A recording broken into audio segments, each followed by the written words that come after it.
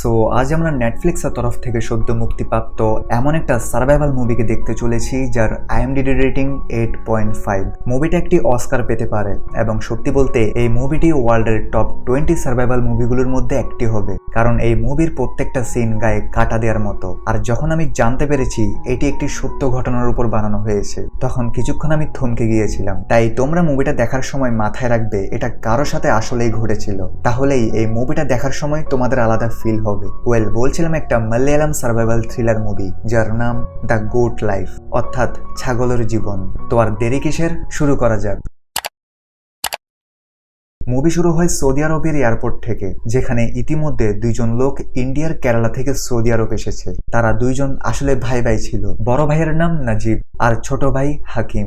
আসলে তারা দুইজন এক এজেন্টের মাধ্যমে একটা কোম্পানিতে চাকরি করার জন্য সৌদি আরব এসেছে। এয়ারপোর্টে পৌঁছার পর তারা দুইজন তাদের এজেন্টকে খুঁজতে থাকে। তারা দেখতে পায় বাকি লোকদের এজেন্ট তাদের নিয়ে চলে যায়, কিন্তু এদের এজেন্ট এখনো আসেনি। তাই কিছুক্ষণ অপেক্ষা করার পর তারা এয়ারপোর্ট স্টাফ থেকে সাহায্য নেয়। তারা স্টাফকে তাদের এজেন্টের নাম্বার দিয়ে তার সাথে কথা বলতে বলে, কিন্তু কেউ ফোন উঠায় না। তাই স্টাফ বলে আজ শুক্রবার, আর শুক্রবার এখানে বন্ধের দিন, আর হতে পারে এটা অফিসের নাম্বার, তাই হয়তো ফোন রিসিভ হচ্ছে না। আপনারা অপেক্ষা করুন, আপনাদের এজেন্ট ট্রাফিকের মধ্যে আছে, হয়তো কিছুক্ষণের মধ্যে এসে যাবে। কিছুক্ষণ পর তারা একজন আরবিক লোককে দেখতে পাই, যাকে আমরা আরবিতে কাফিল জুনিয়র বলবো, যার বাংলা অর্থ মালিক। আর মুভিতেও তাকে কাফিল বলে ডাকা হয়েছে। তো যাই হোক, সেই কাফিল তাদের কাছে এসে ডকুমেন্টগুলো চেক করতে থাকে। এরপর সে তাদের দুজনকে তার সাথে আসার জন্য বলে। তখন নাজিব আর হাকিম বুঝতে পারে এটা তাদের এজেন্ট, তাই তারা দুইজন তার ইশারায় তার ট্রাকের পেছনে উঠে পড়ে। তখন তাদের দুইজন থেকে খেয়াল আসে বাকি এজেন্টরা তাদের লোকদের এসি বাস করে নিয়ে গিয়েছে, কিন্তু এই লোকটা আমাদের ভাঙা ট্রাক করে কেন নিয়ে যাচ্ছে। তবুও তারা চুপচাপ বসে থাকে, এটা ভেবে যে যেমন গাড়ি হোক না কেন কাজে পৌঁছাতে হবে। মাঝ রাস্তায় নাজিব বলে, হাকিম আমরা মাকে ফোন করতে তো ভুলেই গিয়েছি, আমরা এখানে এসেছি অনেকক্ষণ হয়েছে, তিনি আমাদের জন্য চিন্তা করছেন হয়তো। তাই হাকিম গাড়ির জানালাতে ঝুঁকে কাফিলকে বলে আমাদের ঘরে ফোন করতে হবে, কিন্তু জুনিয়র কাফিল তাদের কথা বুঝতে পারে না এবং উল্টো বলে পেছনে বসে পড়ো, না হলে পড়ে যাবে। রাস্তায় সেই কাফিল তার গাড়ির পাশে আরেকজন গাড়ির ড্রাইভারকে দেখতে পাই, যে তাকে জিজ্ঞেস করে এই দুইজনকে মার্কেট নিয়ে যাচ্ছ কি? কাফিল বলে না, এরা অসুস্থ তাই হসপিটাল নিয়ে যাচ্ছি। হাকিম আর নাজিব গাড়িতে ঘুমিয়ে পড়ে। এরপর অনেক লম্বা সফর শেষ করার পর শেষ পর্যন্ত সেই কাফিল জুনিয়র মরুভূমির মাঝখানে গাড়ি থামায়। চারপাশের নির্জনতা দেখে এরা দুই ভাই ভয় পেয়ে যায় এবং তারা তাদের ডকুমেন্ট দেখিয়ে বলে আমরা চাকরি করার জন্য শহরে এসেছিলাম, আপনি ভুল করে আমাদের এখানে নিয়ে এসেছেন। কিন্তু অদ্ভুত ব্যাপার, সেই কাফিল জুনিয়র তাদের কথায় পাত্তা দেয় না। তখন এই সামনে থেকে আরো একটি আরবিক লোক সেখানে আসে, যাকে আমরা কাফিল 2 বলে ডাকবো। কাফিল জুনিয়র লোকটিকে বলে তুমি এই ছোট ছেলেটাকে রেখে দাও, আমি কাল সকালে আসব। এরপর সে নাজিবকে আবার ট্রাকে বসতে বলে, আর ওদিকে কাফিল 2 হাকিমকে জোর করে ভেতরে নিয়ে যেতে থাকে। তখন তারা দুই ভাই চিৎকার করে বলতে থাকে আমাদের আলাদা করো না, আপনারা আমাদের ভুল বুঝছেন। কিন্তু কেউ তাদের কথা শোনে না, বরং কাফিল জুনিয়র নাজিবকে মারতে মারতে ট্রাকে বসিয়ে দেয়। তারা দুই ভাই বুঝতে পারে না তাদের সাথে কি হচ্ছে, তবুও তারা কিছুটা বুঝতে পারে হয়তো এখানে তাদের কিছু একটা দেয়া হবে বা গুরুত্বপূর্ণ একটা কাজ করতে হবে। তারপর কাফিল জুনিয়র আরো একটি লম্বা সফর শেষ করে আবারও তার গাড়িকে মরুভূমির একটি জায়গায় থামায়। এখানেও সে একটা নতুন আরবিক লোকের কাছে আসে, যাকে আমরা শুধু কাফিল বলে ডাকবো। তখন কাফিল জুনিয়র লোকটিকে বলে দেখো আমি তোমার জন্য একজনকে নিয়ে এসেছি, তুমি এখন একে রেখে দাও। নাজিব তার ভাষায় এবং ইংরেজিতেও নতুন কাফিলকে বোঝানোর চেষ্টা করে, কিন্তু তার ভাষা তো কেউ বুঝতে পারে না। এরপর কাফিল জুনিয়র নাজিবকে সেখানে রেখে চলে যায়। এরই মধ্যে নাজিব সামনে হিন্দি বলতে পারে একজন বৃদ্ধ লোককে দেখতে পায়। বৃদ্ধটি তাকে জিজ্ঞেস করে কে তুমি, কিন্তু নাজিব থেকে পানির অনেক পিপাসা লাগে। তাই নাজিব বৃদ্ধকে পানির ব্যাপারে জিজ্ঞেস করে। সে বৃদ্ধটি তাকে একটি পানির ট্যাঙ্কের দিকে ইশারা করে। নাজিব সেখানে গিয়ে পানি খেয়ে একটু স্বস্তি পায়। তখনই একটা উট তাকে সেখান থেকে উঠিয়ে দেয়। উটকে দেখে নাজিব ভয় পেয়ে যায়। এখন বাইরে বেশি ঠান্ডা হওয়ার কারণে নাজিব কাফিলের টেন্টের ভেতর যায় এবং শুয়ে তার অতীতের কথা ভাবতে থাকে, যেখানে আমরা জানতে পারি আসলে নাজিব কেরালার মধ্যে নদী থেকে বালু তোলার কাজ করত। তখন তার একজন সাথী যার নাম সন্তোষ তার বোনের জামাইয়ের ব্যাপারে জানতে পারে, যে কিনা সৌদি আরবে কাজ করে। আর এখনের সময় সৌদি আরবের ভিসা সহজেই পাওয়া যাচ্ছিল। নাজিব সন্তোষকে জিজ্ঞেস করে সেখানে যেতে কত খরচ হয়। সন্তোষ বলে মাত্র 30,000 টাকায় ভিসা আর পাসপোর্ট এসে যাবে। নাজিব বলে আমার কাছে এত টাকা নেই, এটার জন্য তো আমার থেকে ঘর বিক্রি করতে হবে। সন্তোষ বলে এটার জন্য ঘর বিক্রি করতে হবে না, তুমি সেটা করো যেটা সবাই করে, তুমি ঘর বন্ধক রেখে টাকা নিয়ে সৌদি আরব চলে যাও, আর সেখানে কাজ করে 3 মাসের মধ্যে ঘর আবার ছাড়াতে পারবে, আর 2 থেকে 3 বছর কাজ করে অনেক টাকা ইনকাম করো, আর দেশে এসে সেটেল হয়ে যাও। নাজিব থেকে তার বন্ধুর কথা সঠিক মনে হয়। সন্তোষ বলে তার মামার এক এজেন্ট আছে, তাকে টাকা জমা দিলে হবে। এর কিছুদিন পর নাজিব তার ঘর বন্ধক রেখে টাকা জোগাড় করে ফেলে, আর তার বন্ধুর মামার কাছে টাকা জমা দিয়ে দেয়। আমরা নাজিবের ফ্যামিলিকে দেখতে পাই, যেখানে তার মা ও স্ত্রী ছিল। তার স্ত্রীর নাম সাইনো। সাইনোর 2 ভাই সৌদি আরবে কাজ করে, তাই সেও তার স্বামীকে সেখানে গিয়ে কাজ করার ব্যাপারে খুশি হয়। নাজিবের মা তার জন্য বিশেষ একটি আচার বানায়, যেটা সে রাস্তায় এবং সেখানে গিয়ে খেতে পারবে। সাইনো আর নাজিবের শুধু একটি স্বপ্ন ছিল, সেটা হচ্ছে তাদের ভাঙাচোরা ঘরকে মেরামত করে একটা ভালো সুন্দর ঘর তৈরি করা। যাই হোক, বর্তমানে হঠাৎই কাফিল নাজিবকে লাথি মেরে সেই জায়গা থেকে উঠিয়ে দেয়, আর বকা দিয়ে বলে চাকর হয়ে তুমি আমার জায়গায় ঘুমাচ্ছ, তোমার এত সাহস হলো কিভাবে, যাও বাইরে গিয়ে ঘুমাও। এটা শুনে নাজিব বলে বাইরে কোথায় ঘুমাবো, আর বাইরে অনেক ঠান্ডা। কিন্তু কাফিল তার কথাই জবাব দেয় না, আর নিজের টেন্টে ঘুমিয়ে পড়ে। এখন সেই রাতে নাজিব কোনো রকমে নিজেকে সামলে নেয়, আর ভালোভাবে ঘুমাতে পারে না। এর পরের দিন নাজিব দেখে সেই বৃদ্ধ লোকটি একটা ছাগলের দুধ দোয়াচ্ছে। নাজিব বৃদ্ধটির নাম জিজ্ঞেস করে, তখন বৃদ্ধ বলে আমার নাম মনে নেই, আমি এখানে অনেক বছর ধরে কাজ করছি। এরপর সে নাজিবকে দুধ দিয়ে কাফিলকে দিয়ে আসার জন্য বলে, কিন্তু নাজিব তার কথা বুঝতে পারে না, আর সে নিজে এসে দুধকে পান করতে থাকে।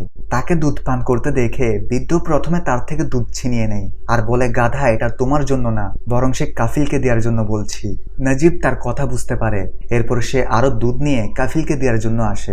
কাফিল যখন দুধ পান করছিল, তখন নাজিব তাকে বোঝানোর চেষ্টা করে যে সে এখানে ধোঁকা খেয়ে আটকে গিয়েছে, কিন্তু কাফিল তার কথা শোনে না, এবং আরবি ভাষায় তাকে সে বৃদ্ধর কাছে গিয়ে কাজ শেখার জন্য বলতে থাকে। দুপুর বেলায় কাফিল জুনিয়র আবার ফিরে আসে। 2 কাফিল একসঙ্গে কথা বলছিল। তখনই নাজিব আবার সেখানে এসে তার ডকুমেন্ট দেখিয়ে বলতে থাকে যে তারা নাজিবকে ভুল করে এখানে নিয়ে এসেছে, আর তার ভাই কোথায়, তারা কি তাকে কোনো কাজ দিয়েছে।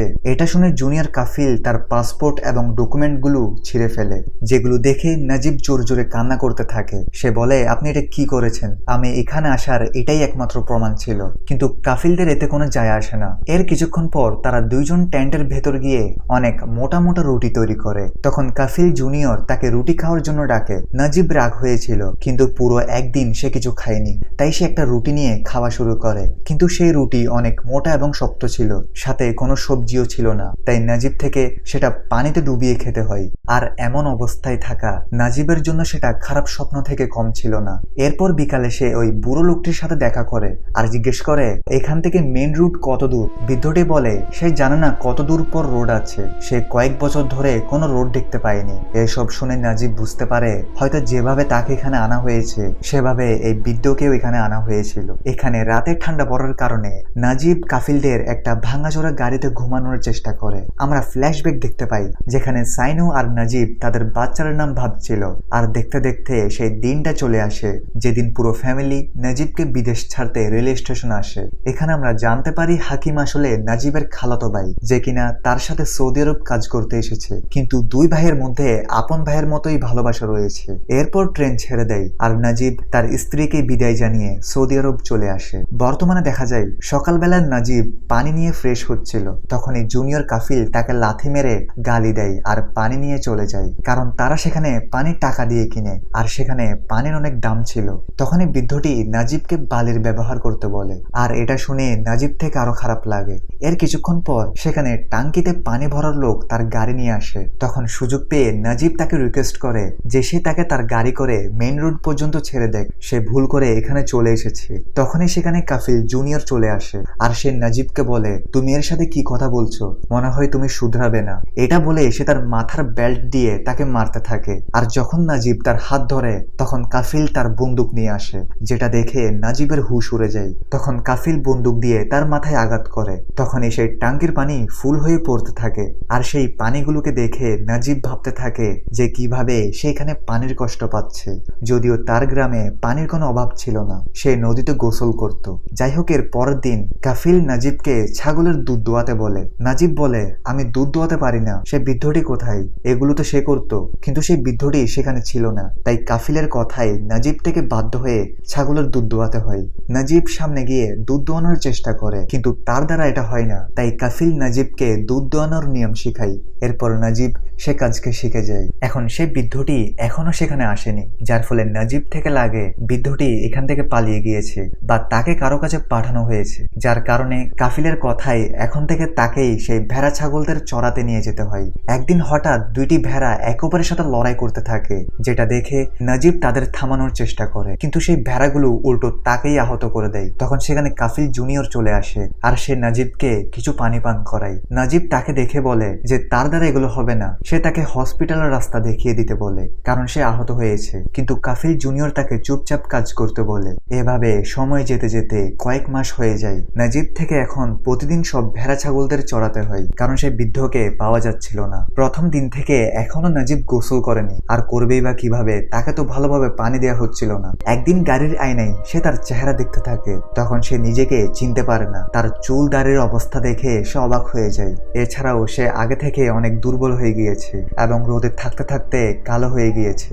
এরপর বেচারা নাজিব একটা কাচের টুকরো নিয়ে তার দাড়ি কাটার চেষ্টা করে, কিন্তু তার দ্বারা এটা হয় না। হার মেনে বেচারা প্রথমবার মাকে মনে করে কান্না করতে থাকে আর নিজের জীবনকে শেষ করার কথা ভেবে একটা উঁচু জায়গায় চলে যায়। তখনই তার নজর নিচে পড়ে, যেখানে কিছু শকুন কোন একটা জিনিসকে খাচ্ছিল। নাজিব নিচে গিয়ে বুঝতে পারে সেখানে একটা লাশ পড়েছিল, কিন্তু লাশটাকে চেনা যাচ্ছিল না। কিন্তু মন দিয়ে দেখার পর নাজিব বুঝতে পারে এটা তো সেই বৃদ্ধটির লাশ, যাকে কিনা অনেকদিন ধরে পাওয়া যাচ্ছিল না। এখানে হয়তো সে নিজেকে শেষ করে দিয়েছে, কারণ সেগুলো সহ্য করতে পারছিল না, বা হয়তো কাফিল তাকে গুলি করে দিয়েছে, কারণ সে এখন কোনো কাজের ছিল না।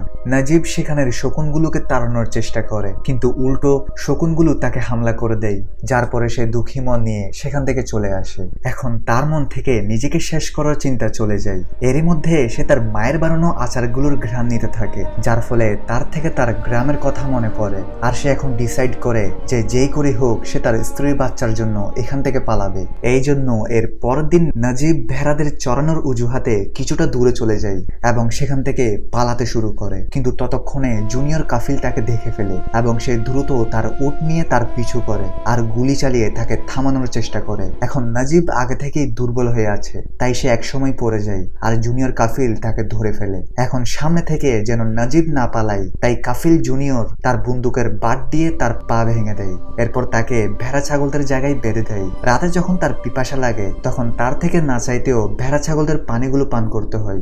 এখন সময় যেতে যেতে বছর খানিক হয়ে যায় আর নাজিব থেকে ধীরে ধীরে এখানে থাকার অভ্যাস হয়ে যায়। এখন পালানো তো দূরের কথা, সে এখন তার পরিবারের কাছে ফিরে যাওয়ার আশা ছেড়ে দিয়েছে, কারণ যতদূর চোখ যায় শুধু মরুভূমি দেখা যায়। সে জানে সেখান থেকে বের হতে পারবে না। এছাড়াও তার পা ভাঙার কারণে তার থেকে এখন লাঠির মাধ্যমে চলাচল করতে হয়। একদিন যখন সে ভেড়াদের চড়াচ্ছিল তখন আকাশে কালো মেঘ ছেয়ে যায় আর কিছুক্ষণ পর শিলাবৃষ্টি শুরু হয়। এটা দেখে নাজিব সব ভেড়া ছাগলদের নিয়ে একটা পাহাড়ের নিচে চলে যায়। তখনই হঠাৎ নাজিব সেই পাহাড়ের গুহার ভেতর থেকে কিছু গানের সুর শুনতে পায়। তাই নাজিব ধীরে ধীরে সেই গুহার ভেতর গিয়ে পাহাড়টির অপর সাইডে পৌঁছে যায়। সেখানে পৌঁছাতেই সে সামনে একজন মানুষকে দেখতে পায়। মানুষটি তার কাছে আসলে সে বুঝতে পারে এটা আর কেউ নয় বরং তার ভাই হাকিম, যার অবস্থা অনেকটা নাজিবের মতো হয়ে গিয়েছে, কারণ সেও ওই কাফিল 2 এর কাছে বন্দী ছিল। তারা একে অপরকে জড়িয়ে ধরে কাঁদতে থাকে। না জানি কত মাস বা কত বছর পর তারা একে অপরকে দেখেছে। হাকিম নাজিবকে বলে যে তারা এখন এখান থেকে পালাবে। নাজিব বলে এটা সম্ভব না, সে আগে থেকে অনেক চেষ্টা করেছে আর এখন তো কাফিল তার পা ভেঙে দিয়েছে। হাকিম তার কথা শুনে ইমোশনাল হয়ে যায়। কিছুক্ষণ পর দূরের একটি জায়গা দিয়ে হাকিমের কাফিল আসছিল, তাই হাকিম নাজিবকে বলে আমার থেকে যেতে হবে ভাইয়া, আমরা আবার দেখা করব। কিছুদিন পর যখন নাজিব উটদের চড়াচ্ছিল তখন কিছুটা দূরে হাকিম তাকে ইশারা দেয় এবং সে নাজিবের জন্য সেই জায়গায় একটি কাগজ রেখে চলে যায়। নাজিব বেচারা ল্যাংড়াতে ল্যাংড়াতে সেখানে যায় আর সেই কাগজের লেখাগুলো পড়তে শুরু করে, যেখানে হাকিম লিখেছে যে হাকিমকে এখানে পাশের একটি কাফিলের কাছে পাঠানো হয়েছে আর তার সাথে ইব্রাহিম নামের এক আফ্রিকান লোকও থাকে, যে কিনা এখানে আগে থেকে কাজ করছিল। সে এখানের সব রাস্তা জেনে গিয়েছে, তাই হাকিম ইব্রাহিমের সাথে কথা বলে তাকে সব বুঝিয়েছে, যার ফলে ইব্রাহিম সহ তারা এখান থেকে পালাতে পারবে। এর পরের দিন সুযোগ পেয়ে তারা তিনজন একটি জায়গায় দেখা করে। এখানে আমরা দেখতে পাই ভালো করে খাবার না খাওয়ার কারণে নাজিবের গলা থেকে আওয়াজ আসছিল না, সে অনেক ধীরে ধীরে কথা বলছিল।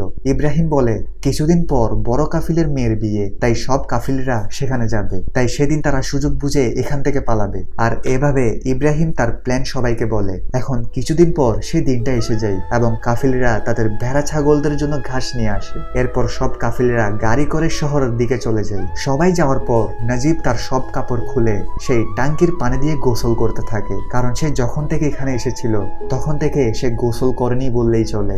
এতদিন পর গোসল করে সে খুব খুশি হয়ে যায়। এরপর নাজিব তার পুরনো কাপড়গুলো পরে নেয়, অর্থাৎ শার্ট প্যান্টগুলো যেটা পরে সে এখানে এসেছিল। কিন্তু এখানে থাকতে থাকতে তার শরীর অনেক শুকিয়ে গিয়েছে, তাই প্যান্টিও তার থেকে এখন ফিট হচ্ছিল না। তাই নাজিব থেকে এখন একটা রশি দিয়ে সেটা বাঁধতে হয়। এরপর সে এখানের উট ভেড়া ছাগলদের খাবার পানি দিয়ে বিদায় বলে দেয়, আর তাদের দেখে সে অনেক ইমোশনাল হয়ে যায়। যাই হোক, এরপর তারা তিনজন সেখান থেকে বেরিয়ে পড়ে। রাত হলে তাদের সবার পানির পিপাসা লাগে। ভাগ্যক্রমে তারা সেখানে কাফিলের টেন্ট দেখতে পায়, তাই ইব্রাহিম সেখানে গিয়ে লুকিয়ে পানি নেওয়ার চেষ্টা করে। কিন্তু সেখানের কাফিল তাদের দেখে তাদের উপর গুলি চালাতে শুরু করে। এখন তারা তিনজন প্রাণ হাতে নিয়ে দৌড়াচ্ছিল, আর পুরো রাত তারা পালাতে থাকে। সকাল হলে যখন তাদের ঘুম ভাঙে তখন তারা দেখে চারিদিকে মরুভূমির বালি ছাড়া কিছু দেখা যাচ্ছে না। এখানে রাতে পালানোর চক্করে ইব্রাহিম এখন রাস্তা চিনতে পারছিল না, কিন্তু তবুও তারা তাদের যাত্রা কন্টিনিউ করতে থাকে। কিছু দূর যাওয়ার পর হাকিম দেখতে পায় কিছুটা দূরে একটা উট পানি খাচ্ছে, তাই হাকিম সেদিকে দৌড় মারে। কিন্তু ইব্রাহিম হাকিমকে বোঝাতে থাকে যে সেখানে কোনো পানি নেই, এটা শুধু চোখের ধোঁকা। কিন্তু হাকিম শোনে না এবং সে দৌড়ে সে স্থানে পৌঁছার পর বুঝতে পারে আসলে সেখানে একটা মৃত উট পড়েছিল, আর সত্যি সেখানে কোনো পানি ছিল না। তো আরো কিছু পথ চলার পর ইব্রাহিমরা একটি জায়গায় নামাজ আদায় করে। তখনই সেখানের মাটি থেকে অনেক সাহারান হন্ট ভাইপার বের হতে থাকে, যেটা পৃথিবীর সবচেয়ে বিষাক্ত সাপগুলোর মধ্যে একটি।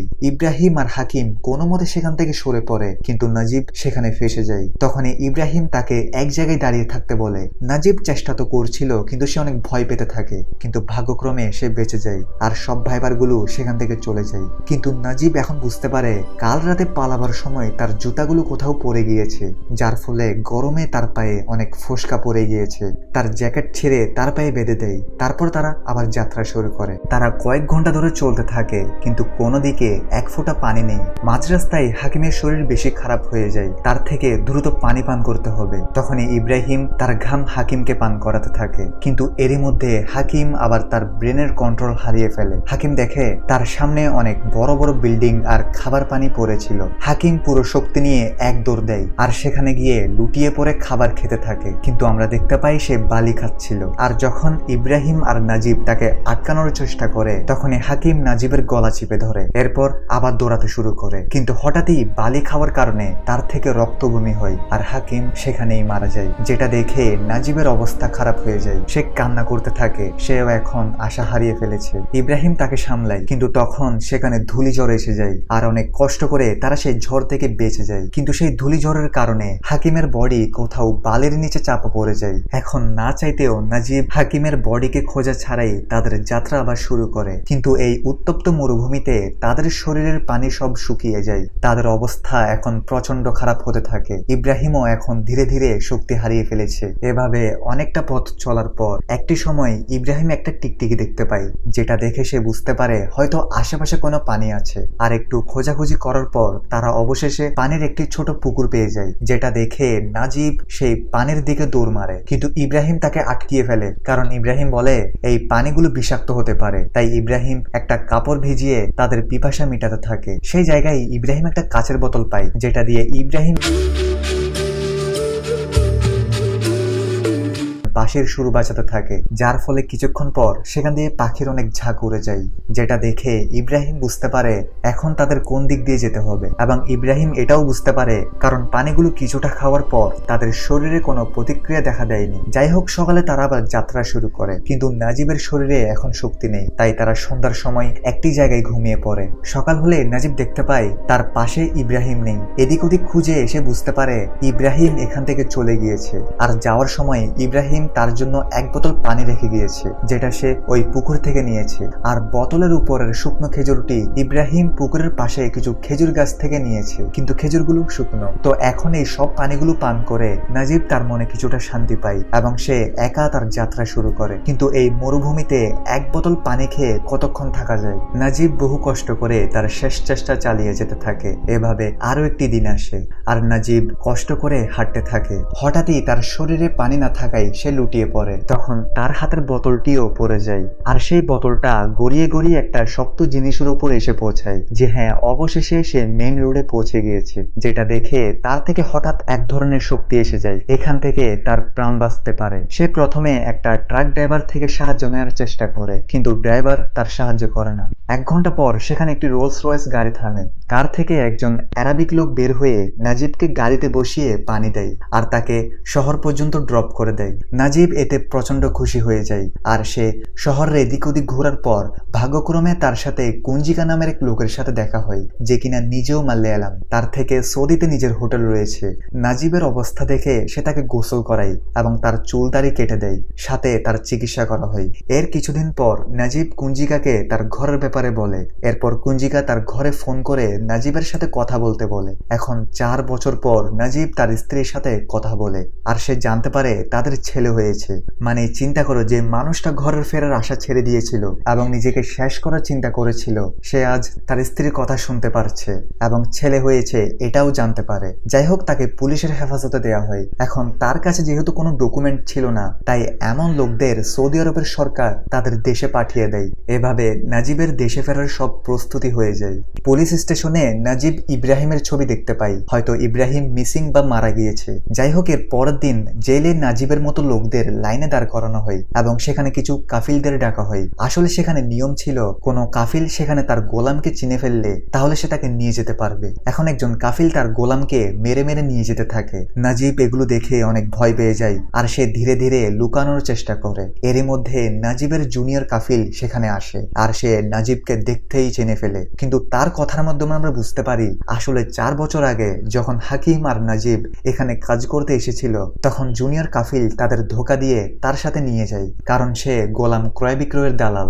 অর্থাৎ হাকিম আর নাজিব লিগালি এখানে এসেছিল। হয়তো সেদিন শুক্রবার হওয়ার কারণে তার কোম্পানির লোক পরের দিন তাদের নিতে এসেছিল, কিন্তু ততক্ষণে কাফিল জুনিয়র তাদের ধোকা দিয়ে তার সাথে নিয়ে যায়, কারণ তাদের ল্যাঙ্গুয়েজ প্রবলেম ছিল এবং তারা তখন কিছু বুঝতে পারছিল না। যেহেতু নাজিব তার অফিসিয়াল গোলাম নয়, তাই এই আইনটি নাজিবের উপর প্রযোজ্য হবে না। আর এখন কাফিল জুনিয়র বুঝতে পারে সে খারাপ করেছে, তাই সে সেখান থেকে চলে যায়। অর্থাৎ বুঝতে পারছো, 4 বছর এরা কোনো দোষ করা ছাড়া তাদের গোলাম হয়েছিল আর বেচারা হাকিম তো কোনো কারণ ছাড়াই মারা গিয়েছে। এখানে ইব্রাহিম হয়তো অফিসিয়াল গোলাম ছিল, যেও সেখান থেকে পালাতে চেয়েছিল। এখন 3 মাস নাজিবকে জেলে রেখে একদিন সব ইমিগ্রেন্টের সাথে তাকে ইন্ডিয়া পাঠিয়ে দেওয়া হয় আর মুভি এখানেই শেষ হয়। মুভি শেষ হলেও অনেকে হয়তো ভুলে গিয়েছো এটা একটা সত্য ঘটনা। তো ভিডিওটা ভালো লাগলে লাইক করে দাও আর এমন ইন্টারেস্টিং ভিডিও পেতে চাইলে চ্যানেলকে সাবস্ক্রাইব করে রাখতে পারো। Thank you so much.